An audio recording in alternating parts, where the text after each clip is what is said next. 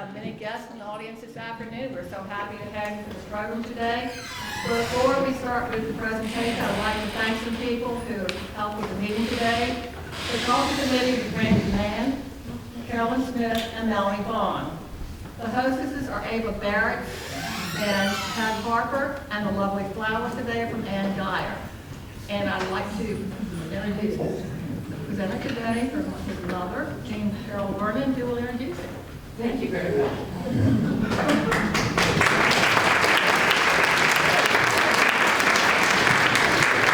I got introduced for a moment because there's some things going on in the back that we have to tell you about. And so I'm going to ask Mary Ellen to come and tell you quickly, and she will. If she is. Come on. Oh, I will? I know I'm Hutch, we've got some prizes we're giving out. So I'm going to pass this around. If you don't have a red ticket, just take one. And then we'll have a drawing afterward the program, I think. Okay. Any questions?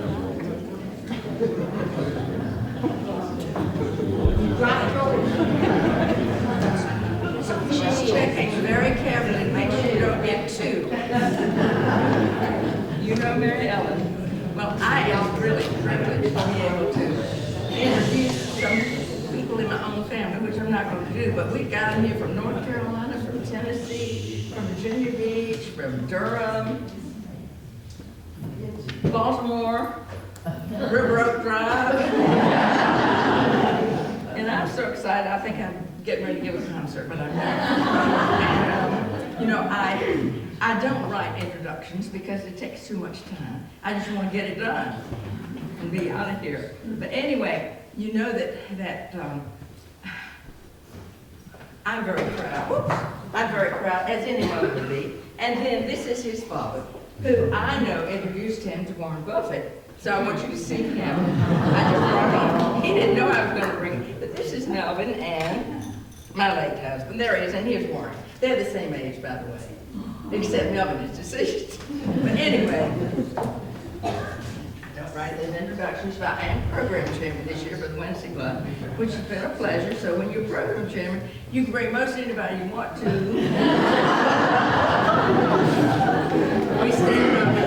We all stand on somebody else's shoulders. And I knew that many of the members of this club, and a lot of gentlemen in town and women too, knew Melvin, and I thought that's the reason you're invited to come. And we appreciate it. And I think I've probably said enough because he has lots to say. I warned him, it is no fun, he'll never come back. So I introduced my son, Hutch Vernon.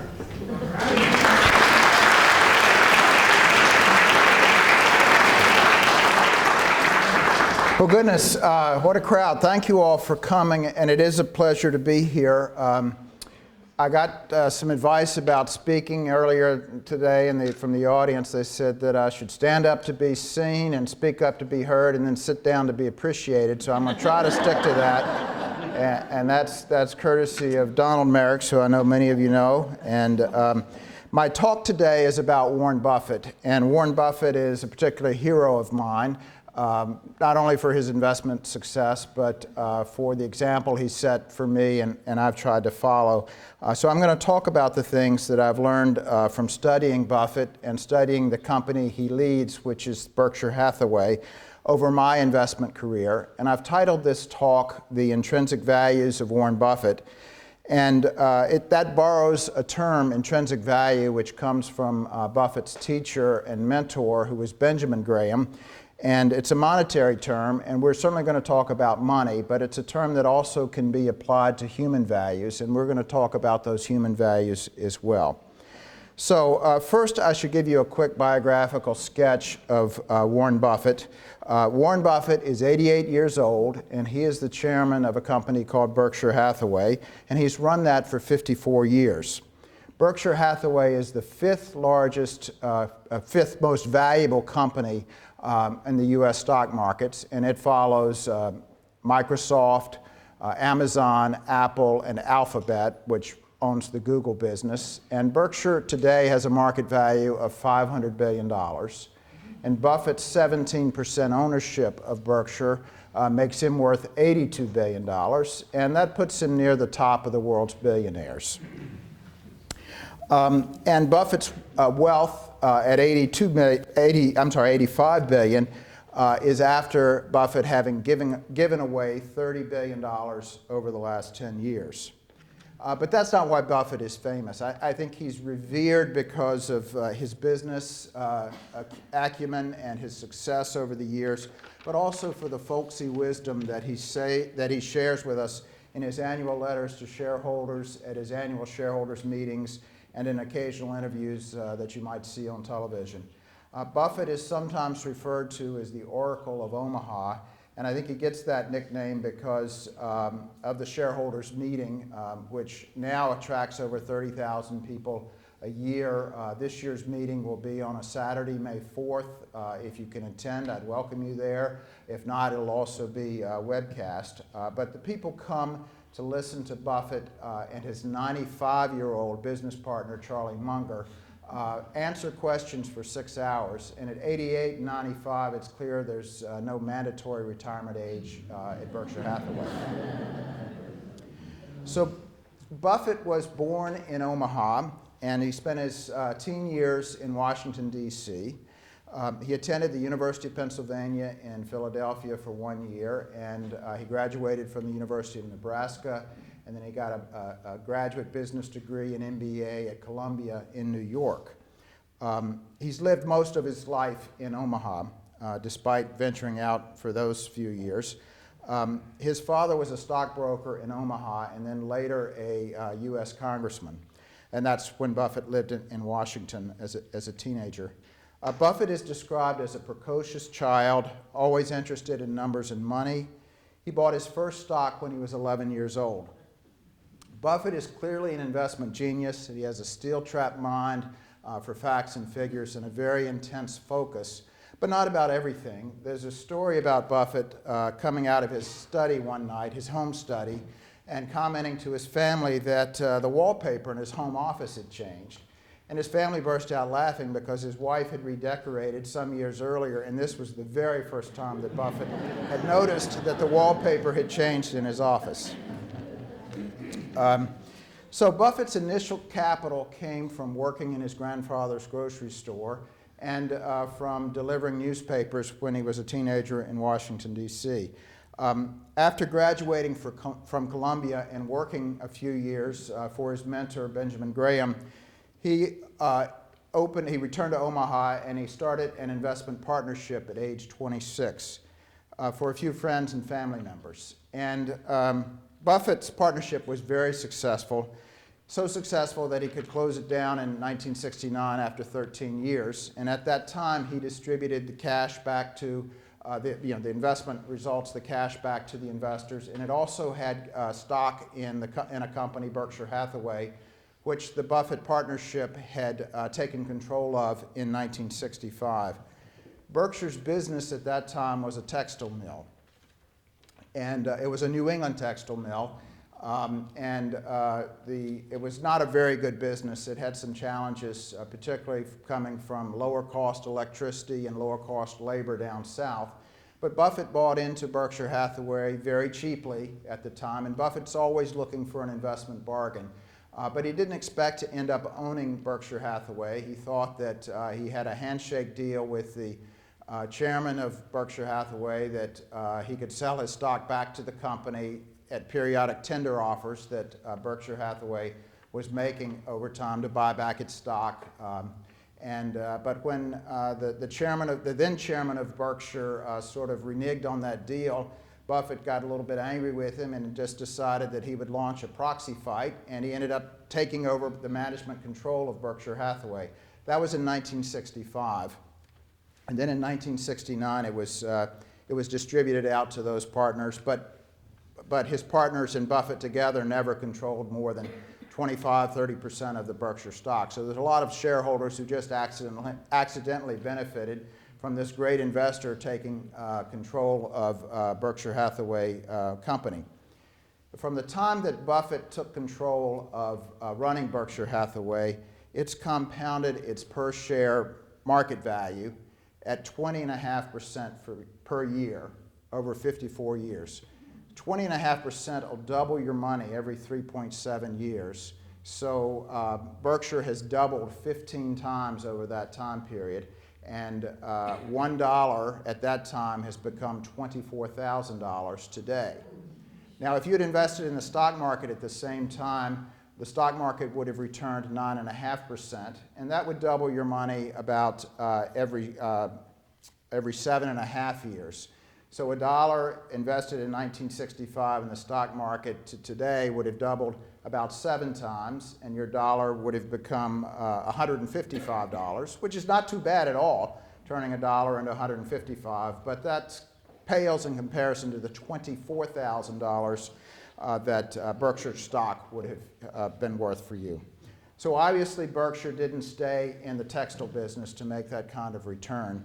And Buffett recognized the challenges of his textile business and began taking the money out of textiles and putting it into other businesses, though he did stay in textile manufacturing until 1985. One of the first businesses that Berkshire bought was an insurance company, National Indemnity, which was based in Omaha, so he knew it well. So he bought that in 1967. And insurance companies, they take your money as your premiums, and they hold your money until they pay it out for claims later. And for the time that that money is held, they call it float. And today, Berkshire has $123 billion of float. That is money that it's collected from people who are buying insurance that will someday be paid out if they happen to have a claim. This is property and casualty insurance, not life insurance.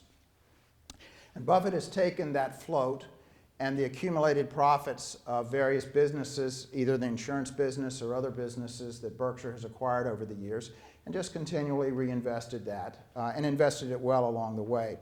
So Berkshire's an insurance company first, but it also owns a lot of other businesses. For instance, the Burlington Northern Railroad, Duracell batteries. These are some of the ones that are most recognizable. Fruit of the Loom, Dairy Queen. We can go get a blizzard later, maybe. Benjamin Moore Paints. They own Pacific Corp, which is an electric utility that serves the northwestern United States, Washington, Oregon, parts of California, Idaho. Clayton Homes, Shaw's Carpet, Oriental Trading Company, which is the source of some of today's gifts. If you picked up a pen in the back or a pad, the pads are printed on $100 bills, by the way, so you may be sure to get one of those.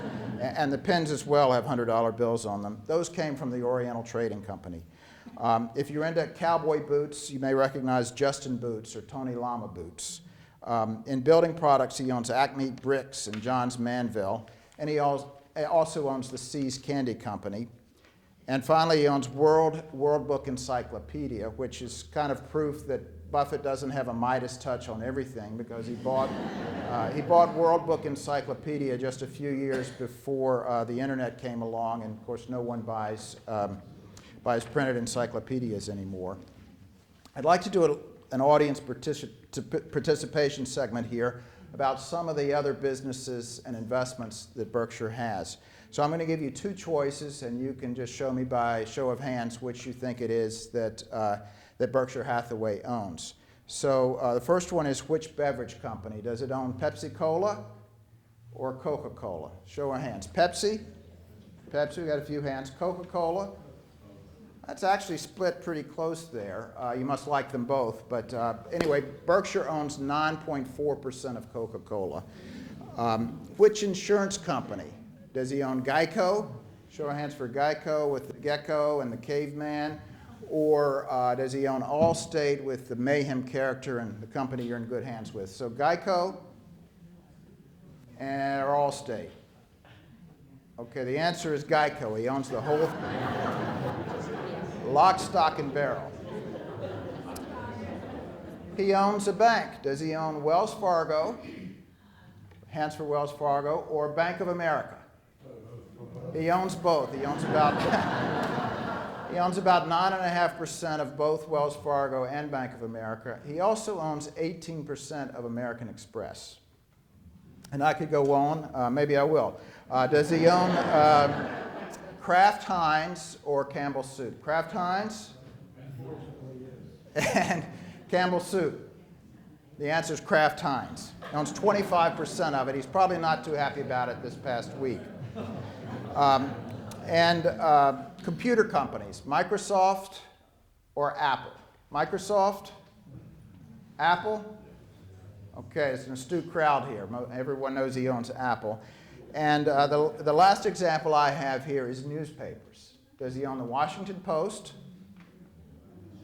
or the Danville Register and Bee?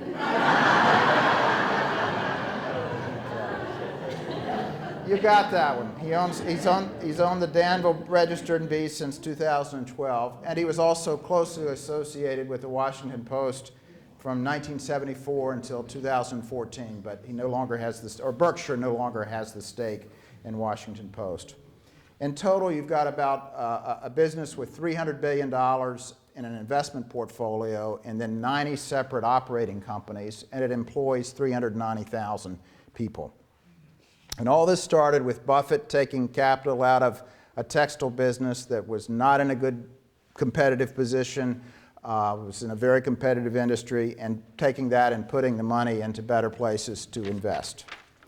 So now let's talk about Buffett and intrinsic value, since that's what I titled my speech. So intrinsic value in a monetary sense, and how that helped Buffett to accumulate this wealth within Berkshire Hathaway. So intrinsic value is a term that comes from Benjamin Graham, who was Buffett's teacher and mentor, and it refers to the estimated value of a business. And that can come either from the accounting figures, the assets minus the liabilities, or more often it comes from the estimated future cash flows of the business over time. It's an estimated figure because accounting doesn't capture everything, or it doesn't capture everything correctly. There can be assets and liabilities that are worth more or less than they're listed for, and some that aren't listed at all. And also because appraisers of businesses might have different views about the future of the businesses. But it's a term that's very important to Buffett and how he goes about investing, which is first he wants to think about intrinsic value. And his teacher and mentor, Benjamin Graham, taught Buffett three principles that he has used to build his fortune. And those principles, the first one is to think about owning stocks as investing in businesses and what makes one business more successful than another. And that's a different sort of way of thinking than wondering about, well, where's the stock going to trade next? Is it going to go up tomorrow, down tomorrow? And so Benjamin Graham and Warren Buffett are always focused on what makes one business more successful than another, obviously wanting to invest in the more successful businesses. And one of Buffett's sayings about this, because Buffett, that folksy wisdom I referred to, comes from so many of his sayings, and that is, time is the friend of the wonderful business and the enemy of the mediocre. And he's always looked for the wonderful business. The second principle that comes from Buffett is, or comes from Graham to Buffett and through Buffett, is that the stock market is there to serve the investor rather than to guide or instruct the investor. And what this means is that the investor should determine what they're going to do more based on the price to intrinsic value calculation than about, what's the price trend or the recent change in price. And Graham used an example to illustrate this point. And so imagine that you are in a business, you have a partner, and the two of you own the business together, and the partner's name is Mr. Market. And Mr. Market, you both know the business well, but Mr. Market is sort of a manic depressive. And some days Mr. Market is quite optimistic, and he comes in and he offers a tremendous price to buy out your share of the business. And other days he's depressive, and he's very pessimistic about the future. And he comes in and he offers to sell you his business, his half of the business, for a very low price. And that's exactly the way it is with the stock market. At different times, the market will give you different prices for the same business. Sometimes the market will be really rip-roaring and lots of optimism about the future, and prices will be very high, and other times prices can be very low because everyone's kind of depressed about business conditions. And some sayings from Buffett about this would be, price is what you pay, but value is what you get. Be fearful when others are greedy, and greedy when others are fearful. And my favorite is, I like pessimism, not because I'm a pessimist, but because I like the prices it produces.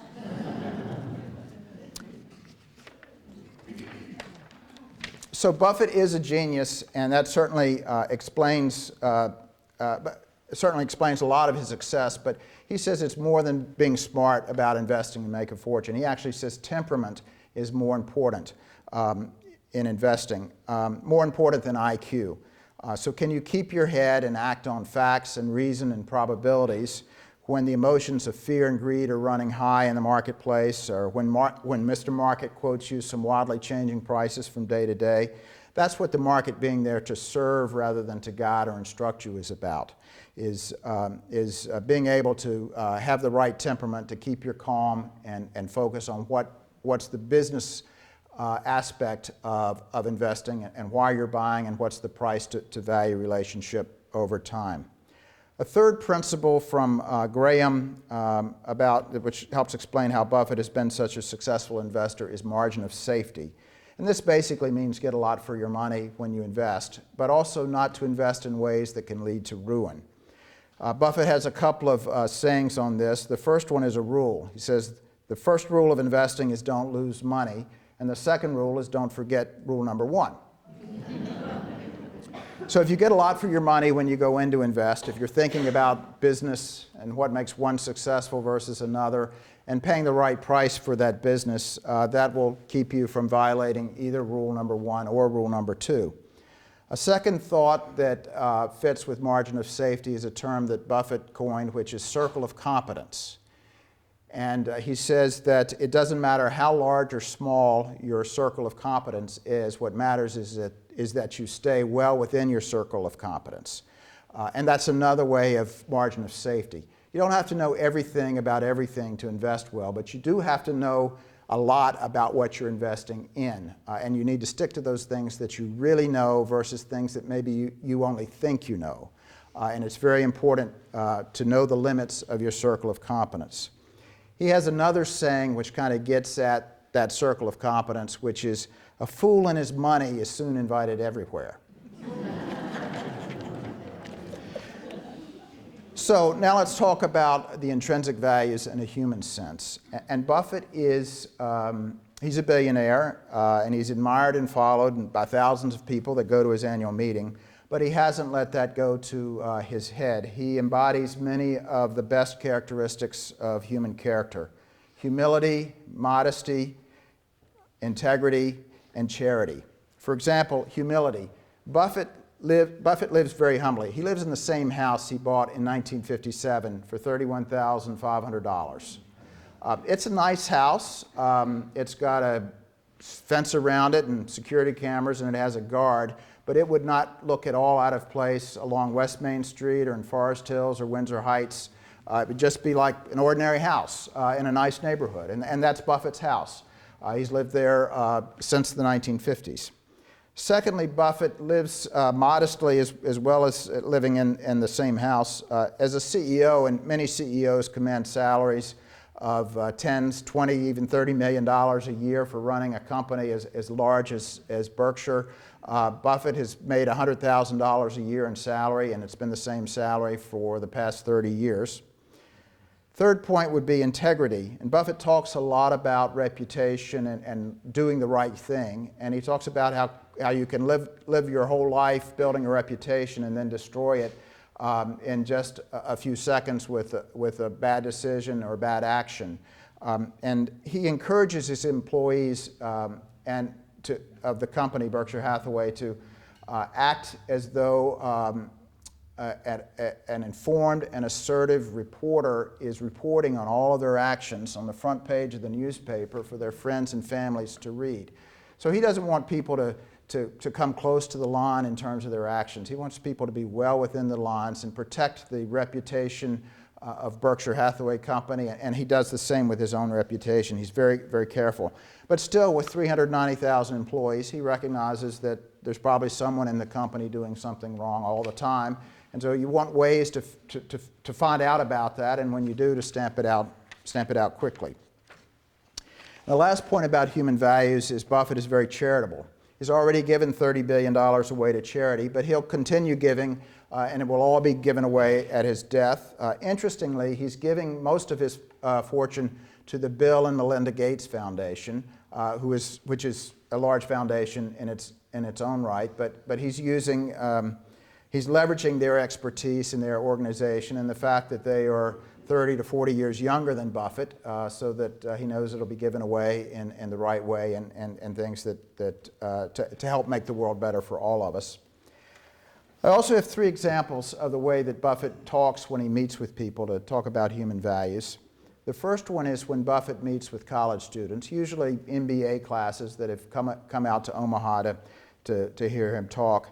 And he'll ask them a question that's designed to have the students think about the qualities and characters of their fellow students. So he asks them, who among your fellow students would you be willing to trade 10% of your income, your future income, for 10% of theirs?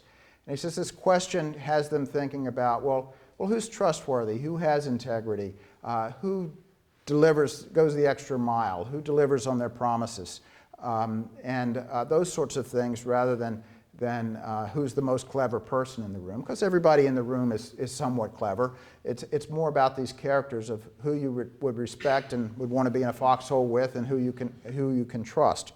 So that's one example of how Buffett talks to the students. And another one, I mean, Buffett doesn't hire MBA students himself, with some rare exceptions, I think, but he does talk about when he is looking to hire people to fill specific jobs. And he's looking for 3 things, which are energy, intelligence, and integrity. And if they don't have integrity, then he's not interested in, and no matter how much of the first 2 they have, you've got to have integrity. That's in looking for people to hire. The second example that Buffett gives is when he talks to high school students. And he plays a game with them. He says, imagine that someone comes to you and offers to give you a brand new car, any car you want. But the catch is that this is the only car that you'll ever have. And would you take care of that car? Would you make sure it got its routine maintenance? You keep it clean, washed and waxed, and so forth. And he says to the high school students, well, that's exactly how it is with your mind and your body. It's the only one you're ever going to have. So treat it carefully and do all you can to develop it. And I think that really gets through to the college students, or to the high school students, because naturally they're all looking to get a car at that point. And the third example of Buffett and human values is how he thinks about the organization of human affairs. If you ask people how society should be organized and operate, most people will answer with something that comes from their particular experience in life, their place in life, how they've done in their career, where they're from, what they do for a living, their political or religious beliefs, and so forth. But Buffett has a different way of approaching this question about how the world should be organized. He said to imagine that it's 24 hours before you were born, and a genie comes to you and says, you get to set all the rules for society. And they're going to apply for your lifetime, your children's lifetime, your grandchildren's lifetime. But there is a catch, that once you've designed all of these rules, you don't know how you're going to be born.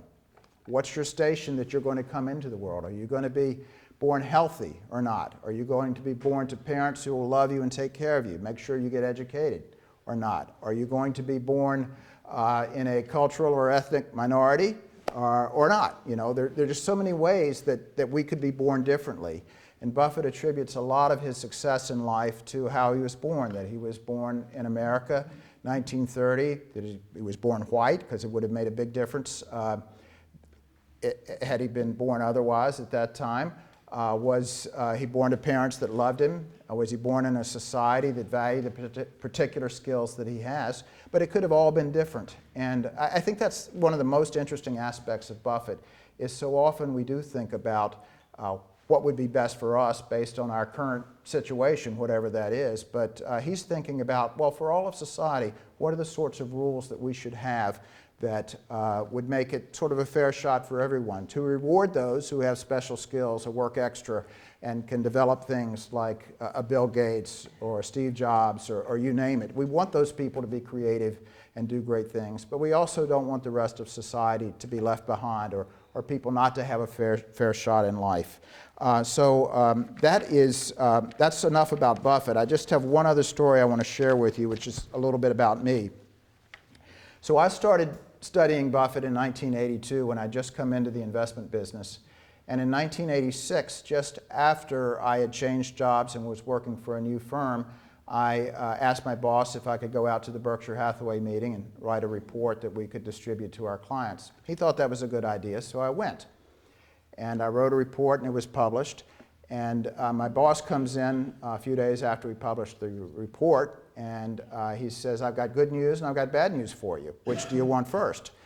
And I said, I'd like the good news. And he said, well, the good news is that Alan Abelson, who is the editor of Barron's Magazine, which is a fairly significant magazine in the investment world, had seen the report and he liked it and he wanted to run it as a feature article.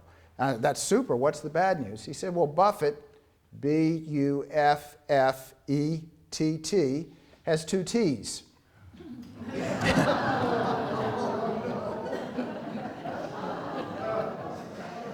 So I've learned a lot about Buffett over the years, more than just spelling, and I hope that I've helped you learn a few things as well. If there's time, I'd love to take some questions.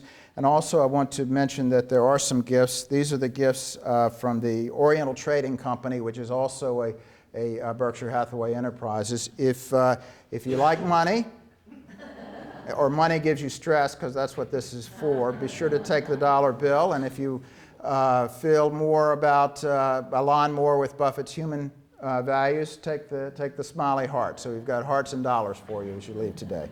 So thank you so much.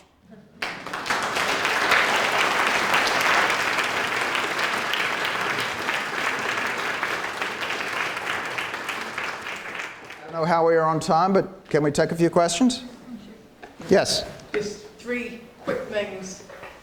I'm in love with Warren Buffett beside my husband here. But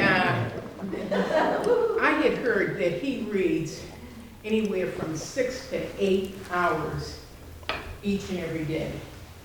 That is true. Well, I think he reads a lot. He's very intensely focused. He does not have a quote machine on his desk. He reads, talks on the phone a little bit, but he does have quite an intense ability to focus. There's another story that I've heard about Buffett, is that he was visiting New York with his wife and some friends that they have there, and they were saying, well, we're going to go out tonight, we're going to do this and do that, and Warren, why don't you come? He says, no, I've got some reading I want to do. And his wife is reported to have said, you know, that's Warren. All he needs is a light bulb and a stack of annual reports, and he's happy. Yes. 2 quick quotes, and then I want to know how you feel about these. The deregulation of energy will be the largest transfer of wealth. Are there a lot of energy stocks that you're working on now, or how do you feel about this quote? I don't recognize that quote about Buffett, and Buffett tends not to, well, he does have investments in power companies, electric generation and so forth, and he has invested in oil companies in the past, but those tend to be fairly not the significant place of his investments. I think in part because he tries to stay away from commodities. He likes businesses that are more differentiated than you can with a commodity producer. Quick one, and I love this quote. If you don't make money while you're sleeping, what is it? You will work until you die. Well, I think what he's referring to there is the ability to invest in businesses, which we all have through the public markets, and that business over time, and he talks about this in actually in the latest annual report, his letter to shareholders. He talks about the incredible American tailwind that has worked throughout his career, but it's worked before he was active, and just the amazing country that we have been. And while everything's not perfect in our country, the entrepreneurial spirit that we do have ebbs and flows, and we always seem to come out on the right end of things, that we're working to get better as a country, that if you have a chance to invest in that, you don't pay too much for it, but you have the chance to invest in that over a long period of time, the progress of American businesses collectively have led to great growth and wealth. That in the S&P, we can all go out and buy index funds. Maybe you don't buy them all at once, but just take the broad market index. If that can compound like it has at 9.5%, though I'd probably say it'll be a little lower than that going forward. But still, you let that work over time, and you're going to double your money over time because of the progress of businesses. Thank you so much. Yes? What is the origin of the name Berkshire Hathaway? Well, it goes back to that textile company in New England. So maybe it's the Berkshire Mountains outside of Boston or in Connecticut, Massachusetts? That's where the Berkshire company was originally from. So it was simply a textile operation that was set up in the 1860s, 70s, 80s, something like that, and Buffett took control over it in 1965. So that's the origin of the name. Yes? Does he have any interest in newly innovative and highly hyped products such as Bitcoin and cryptocurrency and things of that nature? He has been very critical of those, and I think rightly so. He's also been very critical of gold over the years, and the reason for that is he wants his money to be productive. If you own gold, and he gives the example, if you owned all the gold in the world, and you could have it, it'd probably be a cube the size of this room. And if you had that, and what would it do for you? Well, it'd be a nice shiny block of gold, but it doesn't do anything. And he prefers that you invest in productive assets, and you get a higher return because the assets are out doing something. And cryptocurrency is a lot like that. Plus, it has attracted a lot of charlatans and promoters, so he's been very negative on those. Yes, Bill? Does Mr. Buffett have children, and do you know him personally? I had met him. I've corresponded with him. I think I could get in touch with him, but I don't, other than going out to the annual meeting every year for 30-some years, I don't know him personally. He does have 3 children, 2 sons and a daughter. And in terms of inheritance for them, he's talked about giving them enough money that they can do anything in the world that they want to do, but that they have to do something. So no, he has not left tremendous sums to them. Yes, Budge? You mentioned his house, you're right, we wrapped that last year, and his office is very small also, you know. Yes. And the story is when some of these guys come to visit him, they'll take him to McDonald's in his old car, and he'll ask his wife the exact change so he can buy his lunch or breakfast like. Is that true? His office, in his corporate office, I think they have 20 employees. And so he's kept it small. And Berkshire is run, I mean, it's a gigantic conglomerate, but it's run in a way where things are very decentralized. He does not have a lot of corporate policies and programs that have to run down throughout the organization. He really tries to stay away from that, and he says, look, I want people who are running these businesses to have their freedom to run the business, and I want the right sort of person running the business, but we're not going to run this company and succeed by having policy manuals and lots of people going around checking, did you follow the policy? He wants people to have the creative freedom. He talks about his own role at Berkshire. He's really one of just capital allocation, trying to make sure the money goes to the right places. But he does set the tone for the company. And the reason at 88 that he still works is he describes Berkshire for him as a large canvas that he's still painting on. Yes? Hutch, welcome home. Oh, hey Jeff, how are you? It's really a treat to hear you speak today, and congratulations on your incredible, successful career. listening to you, I think of Buffett. I mean, so congratulations. Could you speak a little bit about the intrinsic value of Buffett and Charlie? Because, you know, the CEO does create a personality of the company and their succession. I mean, can they perpetuate this thing 20, 30 years from now? Is their fingerprints all over it and they can keep doing it without Charlie and Warren? Well, that's a great question. I should have mentioned back here behind me, when I first started going to the annual meeting, there were about 300 people there, and of course now they're 30,000. But if they didn't have bobbleheads, and the meeting, the format is this is Charlie Munger and this is Warren Buffett, and they're just sitting there at a table and they're answering questions in a large auditorium. And the reason I talk about the meeting here is to answer Jeff's question of culture of the company, that the culture of the company won't last indefinitely, but I think it'll last a very long time because it is very much pushed every year, ingrained. They have a system of doing things in terms of cultural values. The board of directors, his son will, at Buffett's death, become the next chairman of the company.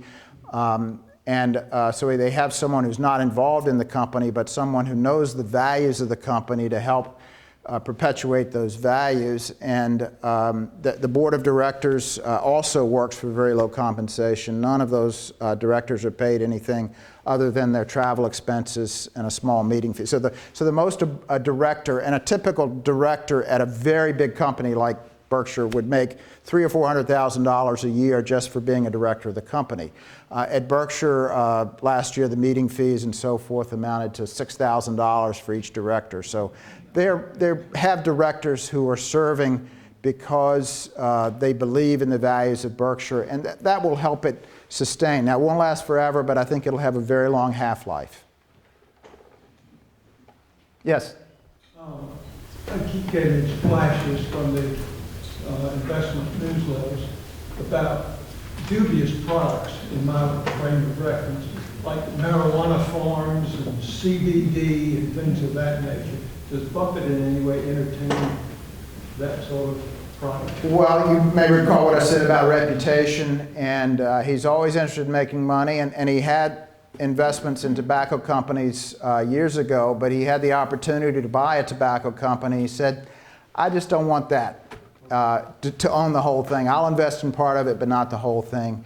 And he's usually looking for businesses that have proven themselves, not something that is so early that there's no proof. It's just sort of a lottery on maybe who will be successful.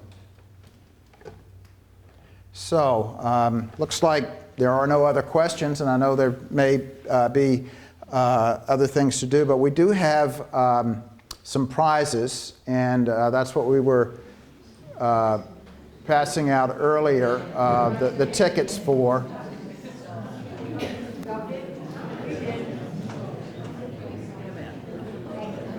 I'm sorry? So if everybody has a red ticket, and Mary Ellen, do you have a basket for us to draw from? While we're doing that, I just want to, the prizes are, we have some C's candy, and we have a duplicate set for playing bridge of Berkshire, special Berkshire cards. But someone told me that today is Budge Kent's birthday. And almost 55 years ago, it would be a month or so, 55 years ago, I was in the hospital. I was 4 years old. And Budge brought me some candy, and I hadn't developed manners at that point, and I said something like, ooh, I don't like that kind. But since it is Budge's birthday, he's got a winning ticket. It's automatic. There you go, Budge.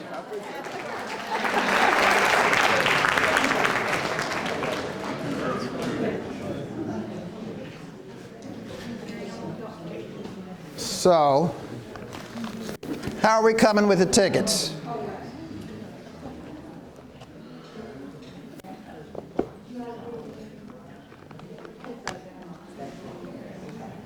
All right. Everybody got a ticket? I didn't get one. Wait, one minute, I still have one ticket. Okay.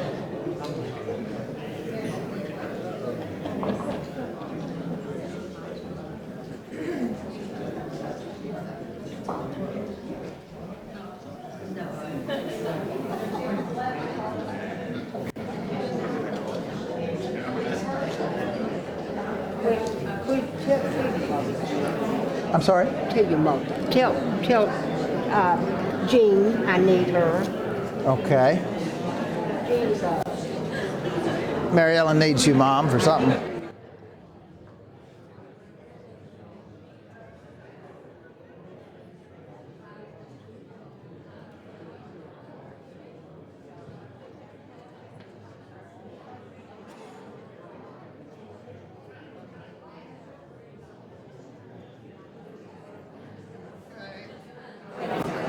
So Mom is going to pull a ticket. Wait, we dropped one.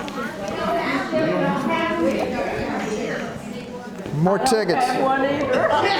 Well, family members are excluded, I think. Well, anyway, Mary Ellen never wants any recognition, but she's gonna find the tickets, yes. I'm gonna ask you to do anything else. But anyway, I want to tell you something. His mother-in-law, who lives in North Carolina, said that if you can make it at the Wednesday Club, you can make it anywhere.